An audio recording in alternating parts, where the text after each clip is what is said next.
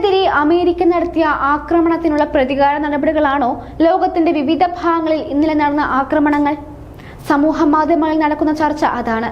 സിറിയയിലും ഫ്രാൻസിലും അമേരിക്കയിലുമൊക്കെ നടന്ന ആക്രമണങ്ങൾ ഒരു ജനതയുടെ പ്രതികാരമാണെന്നാണ് ചിലർ വിലയിരുത്തുന്നത്. എന്നാൽ ഇതെല്ലാം തീവ്രവാദ ആക്രമണങ്ങളാണെന്നോ പ്രതികാര നടപടികളാണെന്നോ ഔദ്യോഗികമായി ഇതുവരെ സ്ഥിരീകരിച്ചിട്ടില്ല. ഈ ആക്രമണങ്ങൾക്ക് പുറകിലെ ഉദ്ദേശ ലക്ഷ്യങ്ങളും പുറത്തു വന്നിട്ടില്ല. തെക്കൻ ഫ്രാൻസിൽ നടന്ന ഞെട്ടിക്കുന്ന സംഭവത്തിൽ വിവാഹ ദിവസം തന്നെ വധു അജ്ഞാതരുടെ വെടിയേറ്റ് മരിച്ചു. മറ്റൊരാൾ കൂടി മരണമടങ്ങിയ ഈ സംഭവത്തിൽ ഒരു കുട്ടിക്ക് വെടിയേറ്റ് ഗുരുതരമായ പരിക്കുകളും പറ്റിയിട്ടുണ്ട്. ഇന്നലെ പ്രാദേശിക സമയം വൈകിട്ട് 4:30 മണിയോടെയായിരുന്നു ആക്രമണം നടന്നത്. വധുവും വരനും അവരുടെ കാറിൽ യാത്ര തിരിക്കാൻ തുടങ്ങിയപ്പോഴാണ് ഗോൾഫ് കാർട്ടിൽ മുഖംമൂടി ധരിച്ചെത്തിയ സംഘം ആക്രമിച്ചത്. ജീവൻ രക്ഷിക്കാനുള്ള ശ്രമത്തിൽ വരൻ കാർ പിന്നോട്ടെടുത്തപ്പോൾ അതിടിച്ച് അക്രമികളിൽ ഒരാൾ കൊല്ലപ്പെടുകയും ചെയ്തു.